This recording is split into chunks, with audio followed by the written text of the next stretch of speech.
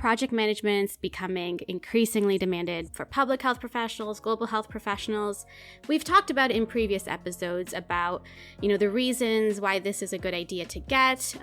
However, we wanted to go further into depth about it, where you can find the certifications, the process of it all, what to do after it, just the entire bit from the beginning all the way to the end, and then what comes after. Scary. Before we kind of get scary. No, it'll be good. This is meant to scare away the scaries for everybody who has questions. Scare away the scaries. This is the Public Health Insight Podcast. Before we move on, it is important to note that the views expressed in this podcast are our own and do not represent any of the organizations we work for or are affiliated with. You're listening to the Public Health Insight Podcast, your go-to space for all things public health and global health, from the Sustainable Development Goals to the social determinants of health, as well as interesting dialogues about the diverse career opportunities that exist in these fields. Remember to subscribe to the podcast and leave us a rating on Apple Podcasts and Spotify so other people like you can benefit from our content. Hey everyone, it's Purva here, your host for this episode, alongside your favorite public health professionals, Gordon and Lashan. Say hi, guys. Hey, what's up? And I'd like to include you to that list. You're our favorite public health professional too. Aw, But thank you. between the two of us, who's your favorite public health professional? No. No Let's answer. Thank No you, Purva. answer. Where have you been? It's been a while. It has been a while. Busy. Springtime's busy, dude. But it's been good. It's been good. The sun's finally out. Leaves are on the trees. It's nice. Summertime. Yeah. Summertime is Summertime nice. vibe. So what are we talking about? So today, a very popular topic, I'd say. So before we get started, I know we've touched on this previously, but briefly, if both of you kind of could talk about what exactly is the project manager certification, just a brief summary on why it adds to your, public health profession and your entire experience through it. Lashan, keyword briefly. In a nutshell, when we talk about project management, we're talking about a broad range of different sub areas. We're talking about understanding the scope of a project, understanding the scheduling timing of a project, understanding cost implications, risk implications, stakeholder engagement strategies, communication channels, how to procure the resources and people that you need for anything to be successful. And when you translate that into a public health and global health environment, these are the things you're doing when you're trying to execute public health or global health interventions, policies, or any sort of program to make a change in your communities. So these are key aspects in project management that will help facilitate and tell you how to do certain things. And with the certification, it really shows and demonstrates you have the ability to utilize and execute some of these skills while maintaining it on an ongoing basis to show people that you do have these skills and knowledge and competencies to do what you have to do to make these things successful.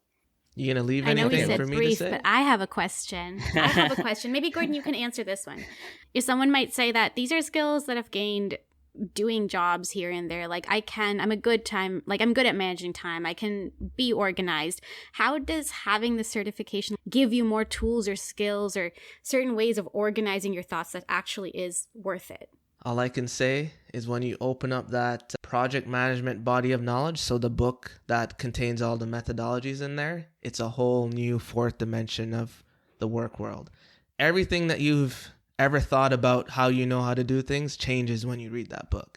And I think everyone can benefit from going through. So it's one thing to get certified, but the process of learning what you need to do to get certified is probably perhaps the most fulfilling part. You learn so much more about how to be a very effective worker in the workplace. And I want to go back to even why get certified. So we know project management is something that we see in the informational technology sector, so the IT sector, construction, manufacturing. You're creating a product or service, and that's something where project management lived for a period of time. Software engineering, you name it. Now the question becomes, for such output-driven industries, public health, to a large degree, is looking to have positive outcomes in terms of population health. So in public health itself, there's really no framework that exists that gears us and teaches us how to do things. And this is where project management comes in. So highly, highly recommend it. As you could probably see, LaShawn and I are huge advocates. And yeah. Yeah, I really like that. And to more clearly answer Purva's questions, You were saying I these are wasn't clear? skills- No, you were. You didn't answer a question. To more clearly state it, you definitely can have these organizational skills, these time management skills, and understanding the scope of different projects through your general line of work. So what your profession is right now, you've been trained and you've learned skills along the way that definitely are related to project management. What a certification in project management will give you is a more holistic understanding of these different areas and expand on the ones you already know. Yeah. And it's similar to working in public health without a bachelor's or an MPH, right? So you have the knowledge of public health, but there's advantages with a formal degree or certification that you won't get if you don't have it. So for the pure sake of that, it's very important. Also, we'll talk about this at the end. When you're certified, you're expected to maintain your credential by engaging in professional development, and then you further enhance your learning and keep up to date with the field. So that's another benefit of going that step further than your work experience to get a formal certification. It like encourages constant growth, essentially. Keep your understanding fresh, not too old. Mm-hmm. It's good. It's good. Good. So let's start down this like pathway of the very beginning of how to get started up until the end. So obviously starting off, what steps really do people need to take to get started? Where do they go? Is there a certain website, a certain book they should be looking at?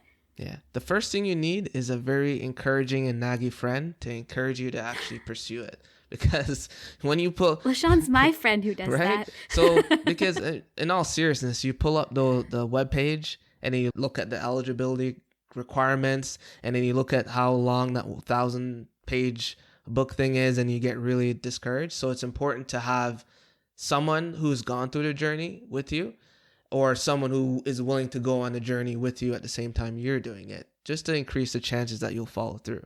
Yeah, let's tiptoe a few steps back here. And we're talking about this project management body of knowledge. Gordon mentioned that earlier. And we're talking about certifications in project management. Now, there are a bunch of certifications out there in project management. And for the purpose and the loyalty Gordon and I have to a specific organization, and because it's one of the most leading organizations in this area, we're going to be talking about the Project Management Institute and two of the certifications that they offer. There's two? There's more than two, actually, but we're going to focus on two of them specifically. One is kind of the entry-level certification called a Certified Associate in Project Management, otherwise known as CAPM, and we like to call it CAPM We're here cool at like PHI. We're cool like that.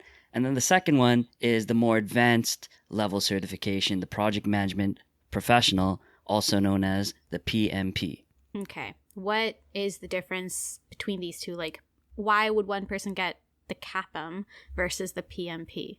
Level of experience is a big thing. So the PMP, like LaShawn mentioned, is more of the advanced of the two certifications, and it requires 3 years or 36 months of prior experience leading and managing projects. And this is something that when you're doing your application, you have to demonstrate in writing that you have that experience and on your resume as well. And that's something that they'll check and audit you and determine if what you've described is sufficient. So that's a big consideration when making a decision between a CAPM and PMP. Right. And more specifically, with the CAPM, it's really open to anyone. So if you don't have any project management experience, you're uncomfortable or unsure of what that entails, the CAPM provides a pathway for you to get your feet wet with the project management body of knowledge, otherwise known as the PMBOK, to learn about these different processes, tools, and techniques to make sure you're able to speak the language and understand what's going on as a project manager. And when we're talking about some of the things you need in terms of requirements to pursue CAPM, we're talking about just a high school degree and the completion of a project management course, which you could take from any third party or through PMI itself. Oftentimes, you could find a course that's 23 hours of project management for quite cheap, around $20 Canadian. So it's pretty affordable relative to some of the other educational endeavors you may have taken in the past. So yeah, secondary school degree or a high school diploma and the completion of a 23-hour course will set you right on the way to take the CAPM exam and pass that exam and get that certification. Right. That leads me kind of into the next question. You know, like looking into this, as I have a couple times and then not followed through, but that's a different story. But there's a lot of courses out there that you can pick between for that 23-hour project management, pre-course. It's an overwhelming amount, and they all vary in cost. There's some offered by universities, others by third-party institutions or whatever. Did you guys have a way of kind of weeding out the ones that you guys preferred, or if you have one that you can vouch for? The main thing here is that, so PMI, the Project Management Institute, has a list of registered training partners. I think it used to be called registered education providers. And when you're looking for a course, it's important to cross-validate that they are registered, because when you apply to write the exam to become certified, if you get audited, they will ask you to provide a certificate of where you got that 23 hours from in the case of the CAPM, or for the PMP, in most cases where you have 35, but there are some exceptions. So that's where that comes in. And then the rest of it is just doing your research to see what your needs are. Some people like a didactic learning where they're learning live with a live instructor who can work through problems. Some people are totally comfortable just getting the bare minimum and reading and on their own doing self-paced learning. So it really depends on what your needs are as an individual and how much time you need to spend writing the exam. Some online courses, Purva,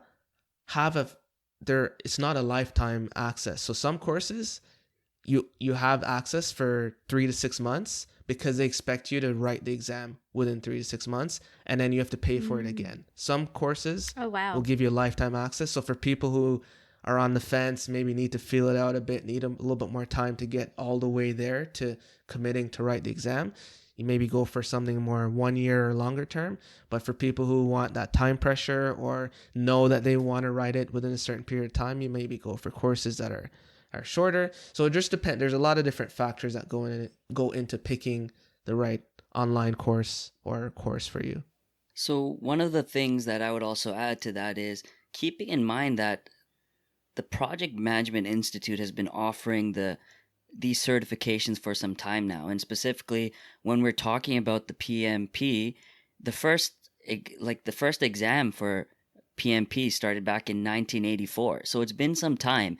And throughout this period, this long period of, doing these exams, having these certifications, awarding people with these certifications, there have been different organizations that have been certified education providers, as Gordon mentioned, that have an established track record of providing high quality education to fulfill these requirements we're talking about in terms of the CAPM and the PMP. And two notable ones that Gordon and I have come across are Joseph Phillips and Andrew Ramdayal, who offer amazing free content, first of all, on their YouTube channels, and they offer amazing, high quality, affordable courses on platforms such as Udemy. So I strongly recommend you check those two out because they've been doing this for some time now and they've published several books on the topic and they're really subject matter experts in this area. Amazing. I think that's really helpful to have. Even that YouTube gives the option for people to get a little touch and feel about what it's all about. So that's really good. In terms of cost of the exam, what's that look like? Is it like a hefty? I know you guys mentioned it's not as much as maybe something else that someone would be pursuing, like a master's degree. But if you guys could give a glimpse into what exactly the cost is like, because I know, as I mentioned, there's such a varying cost with even the courses on top of the registration for the exam as well. Mm-hmm.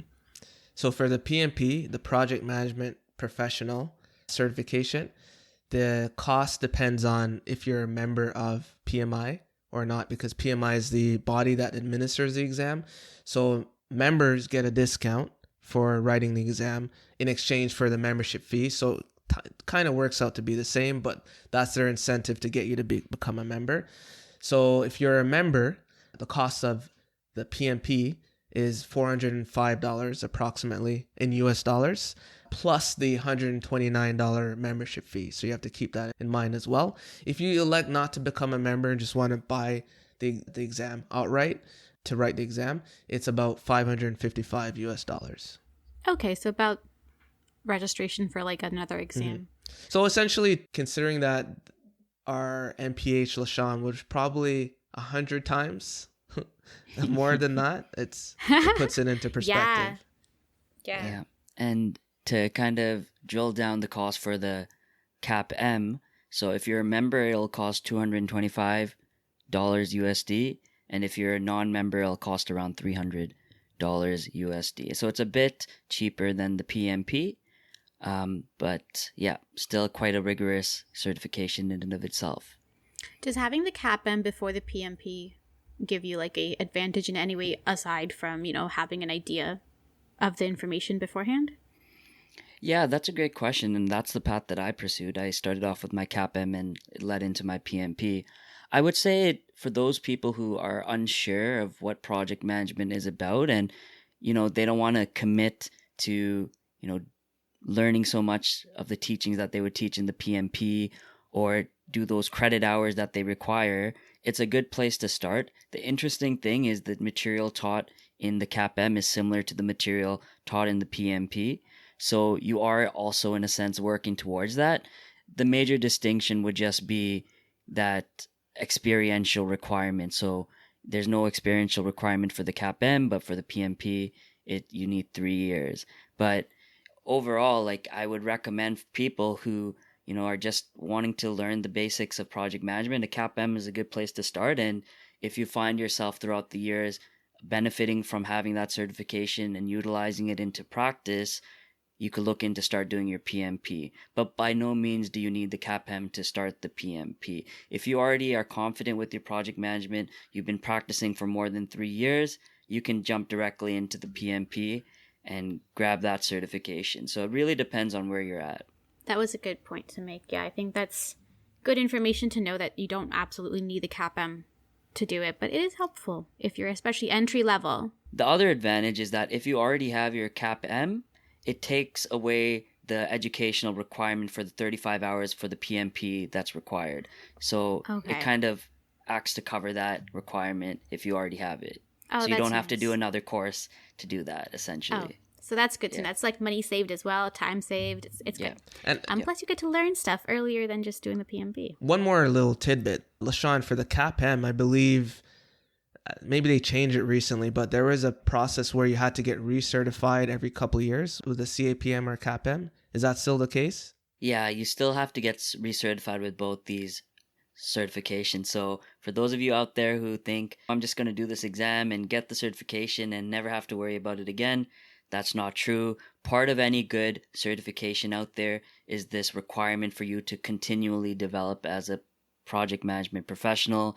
And as such, PMI, Project Management Institute, has that requirement for most of their certifications, CAPM and PMP included. Wait, but so I know one time you actually, after 3 years, you had to actually rewrite the exam though. Yeah. But now, so it's not like a little form fill out being like, now there's just the maintenance of professional development. Okay. Every 3 years you have to do X amount of credits to maintain the certification. Okay, good. So it's not like a whole exam. Yeah, you don't have to redo the exam. Like if you forget to do your credits or your recertification credits, then you'll lose your certification and you'll have to start from the beginning again. Shout out to our friend that's behind on their PDUs, their professional development units. Yeah. Okay, so say I've gone ahead, I've booked my exam, I've signed up for a course. Where do I get started on preparing for it? Or maybe I haven't even signed. Say I've just signed up for the exam. I've paid my registration fee. What do I do next in order to prepare for the exam? Where do I go to for materials? Well, you got to make a plan, right, LaShawn? All right. So your plan entails getting the materials, a schedule for when you want to write the exam. Because I'll take a tangent for a minute. I bought the course maybe a year before I decided to even think about writing the exam. So the flexibility and the freedom of not having that pressure to write the exam is good, but it's also bad because you get into procrastination and you keep delaying and pushing it forward. So one of the things that if you even read blogs or talk to people who've done it is they say at some point you need to pencil out some kind of exam date where you're going to target that by this date, I'm going to be ready to write the exam. Now, whether you choose to write it or not, that's different, but you have to have some target date on when you're going to write the exam. So to study, you need the course like LaShawn mentioned. For those newbies to project management, you'd get some kind of course. There's a reading material that you get, the project management body of knowledge. Right now, I think in 2023, all the exams will be based on the 7th edition, LaShawn, if I'm not mistaken. But currently for the PMP, the 7th edition of the project management. There's a couple of resources that they draw from for those exams, right. But yes. But at this moment in time, when I checked the website last, they're still taking the 6th edition, even though the 7th edition has dropped for the exam. They're taking the 6th. Yeah. And there's some differences in the exam, the way they test. There's a different approaches in project management. So the new exam emphasizes more an agile, flexible approach. The old school project management is a little bit more rigid and a little bit more predictive and planned out step by step. And there's a little technical approaches in the old school project management that are not as prevalent in the new school. But there's not too many materials that you would need. I would say, though, it does require that the biggest thing I'll say before LaShawn tells me to stop talking is practice exams. You must do some practice exams before you write the actual exam. It's the most important part. Does that come with the courses usually? No. If you want, there's certain good quality practice exams that are out there that are typically something you'd buy as an add-on to things that you already purchase. Well, how long did it take you guys to prepare for this exam? I know you mentioned that you don't want to wait too long. You can, drag it out.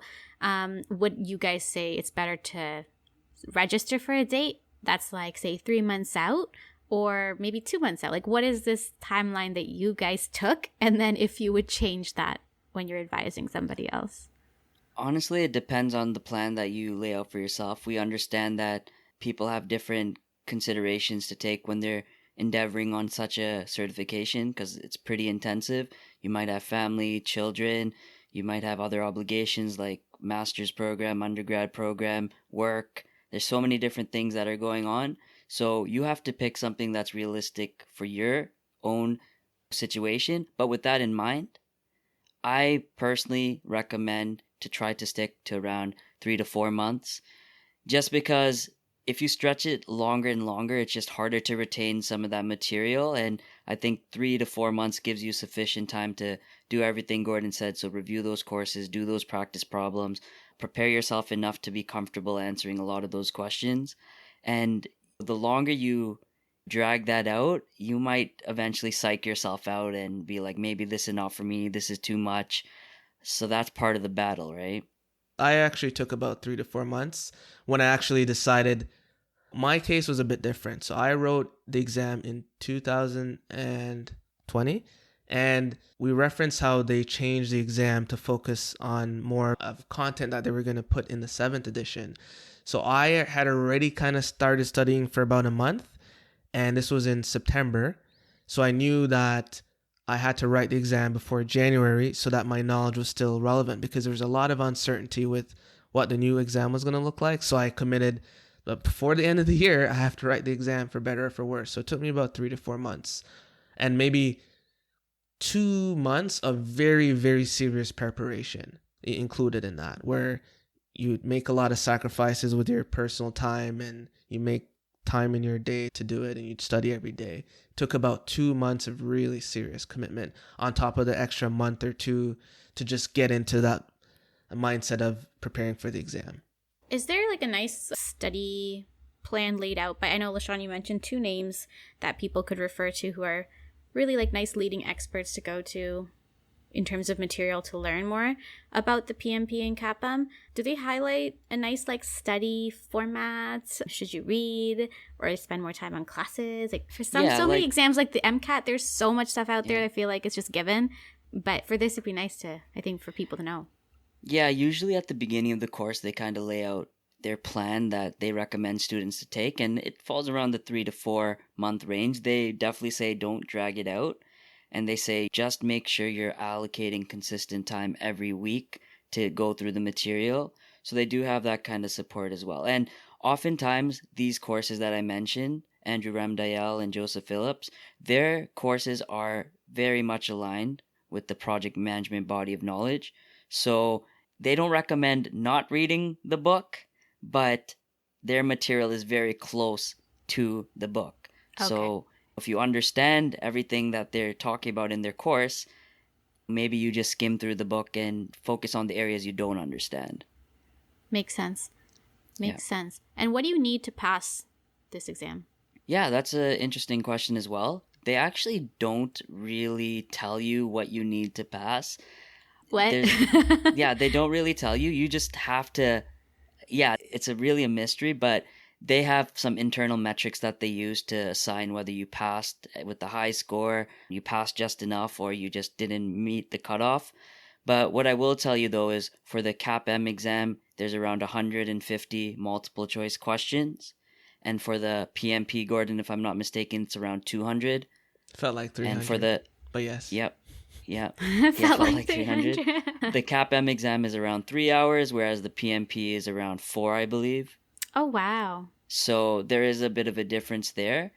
And again, Purva, like you mentioned, there is breakdowns provided by PMI in terms of what their exam will cover. They're like content guides. Okay. Mm-hmm. Yeah.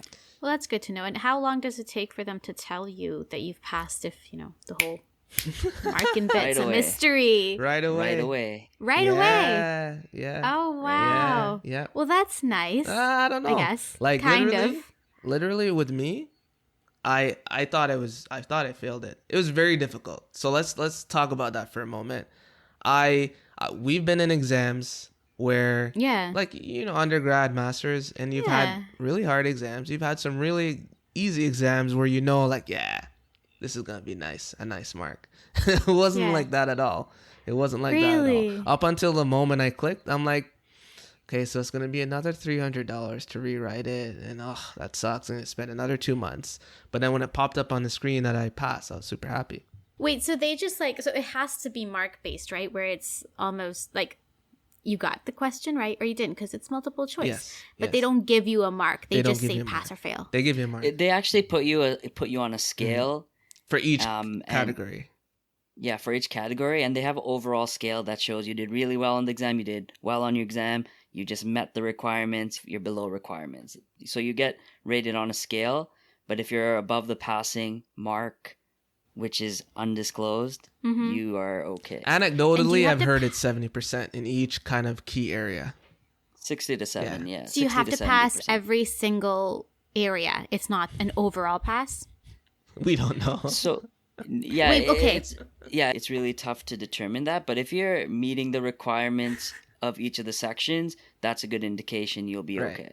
No, so what I'm trying to ask... Oh, I know what you're trying to say. I know what you're trying to say. Is it like they have... It's like, say they're like, oh yeah, you passed 5 of them and not... I don't know how many sections there are, but say you didn't pass or you did really well on 5 of them, and then the 6th one you didn't pass. Does that mean that you don't pass in general? So let me take this one. So at least when I took it, I might be a dinosaur now, but the marks you would get per area would be like below target, target, and above target. When I took it, there was 5 categories. Rumor had it that if you had 2 below targets, it was an automatic fail. Now, there's different combinations that might lend itself to you passing surprisingly, and we don't know what those combinations are, but we know that you don't want to have too many things where you're below target because it signals that you're not competent to go out there and practice as a project management professional. So do you have to decide that on your own, or do they just say pass or fail? What do you look at? Yeah, it just says pass or fail. Okay. Yeah. But So I was confused for a bit when I got my score because Yeah.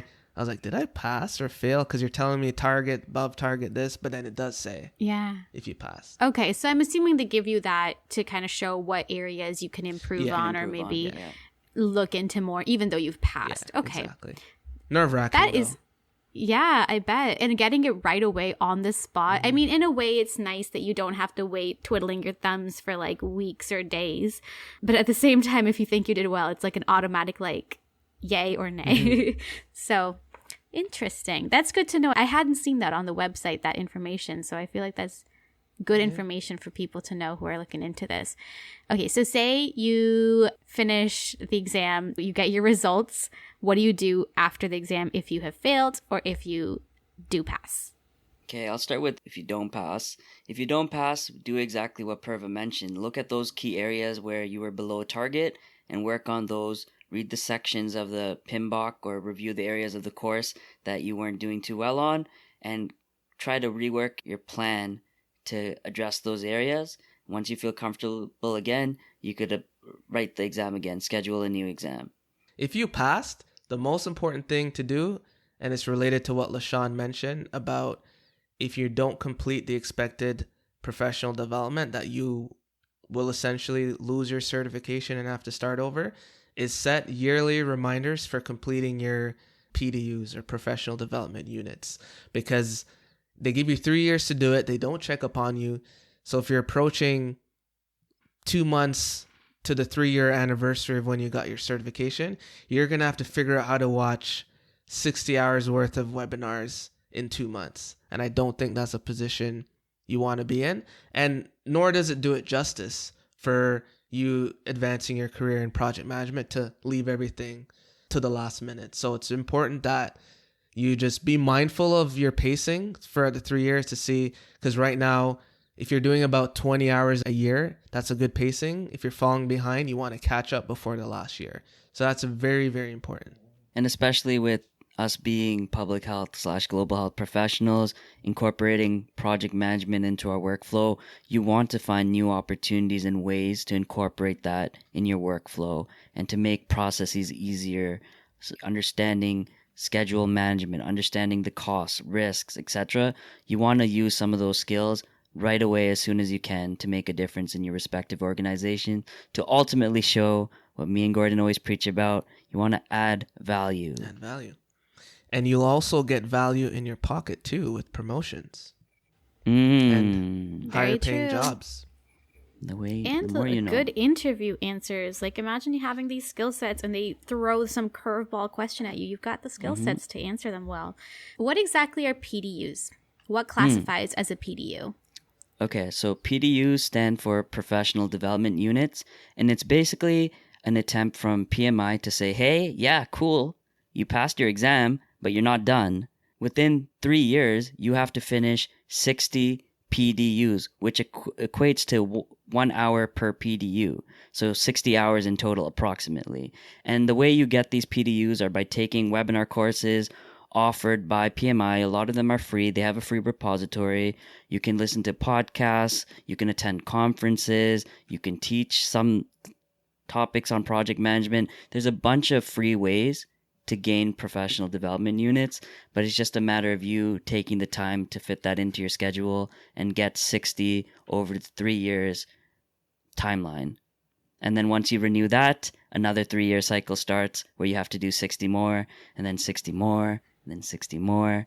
So every 3 years, you got to do 60 as long as you want to keep your project management certification.